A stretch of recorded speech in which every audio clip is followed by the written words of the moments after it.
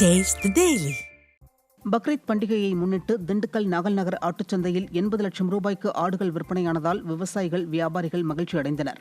வெள்ளோடு, நரசிங்கபுரம், நல்லமநாயக்கன்பட்டி, பஞ்சம்பட்டி, வேடப்பட்டி உள்ளிட்ட பகுதிகளிலிருந்து செம்மறி ஆடுகள், வெள்ளாடுகளை வியாபாரிகள் மற்றும் விவசாயிகள் கொண்டு வந்தனர்.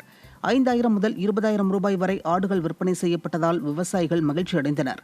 ஒரு நாள் மட்டும் சுமார் 80 லட்சம் ரூபாய்க்கு மேல் ஆடுகள் விற்பனையானதாக வியாபாரிகள் தெரிவித்தனர்.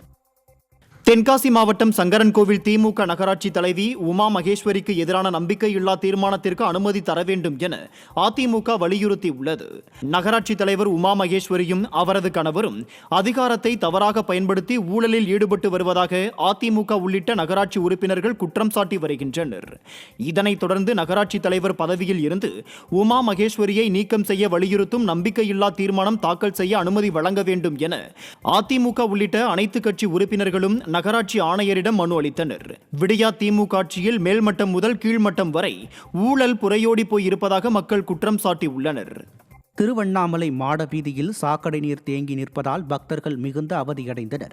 அண்ணாமலையார் கோயிலை சுற்றியுள்ள மாட வீதிகளில் சிமெண்ட் சாலை அமைக்கும் பணி நடைபெற்று வரும் நிலையில் சுற்றியுள்ள வணிக நிறுவனங்களில் இருந்து வெளியேறும் கழிவுநீர் சாலையிலேயே தேங்கி துர்நாற்றம் வீசுவதுடன் சுகாதார சீர்கேடு ஏற்படுகிறது.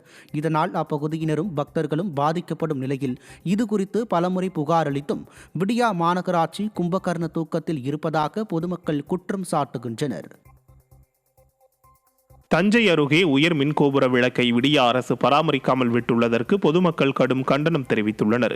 பண்டாரவாடை கடை வீதியில் 9,50,000 ரூபாயில் சுமார் 50 அடி உயரம் கொண்ட உயர் மின்கோபுர விளக்கு அமைக்கப்பட்டு பெரிதும் பயன்படுத்தப்பட்டு வந்தது.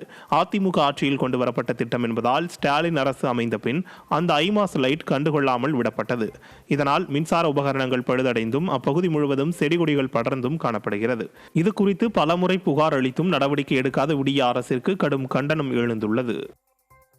சம்பந்தப்பட்ட அதிகாரிகளுக்கு பல முறை நம்ம கோரிக்கை வச்சோம். சம்பந்தப்பட்ட அதிகாரிகள் இதுவரைக்கும் எதுவும் நடவடிக்கை எடுக்காததுனால இது தொடர்புடைய அதிகாரிகள் உடனடியாக இந்த ஹைமாஸ் லைட் விஷயத்தில் தலையிட்டு இந்த லைட் எரிய வைக்கிறதுக்காக உயர்மட்ட லைட் எரிய வைக்கிறதுக்காக வேண்டிய நடவடிக்கையை உடனடியாக எடுக்கணும் என்ற கோரிக்கையை பொதுமக்கள் சார்பாக இங்கு வைக்கப்படுகிறது.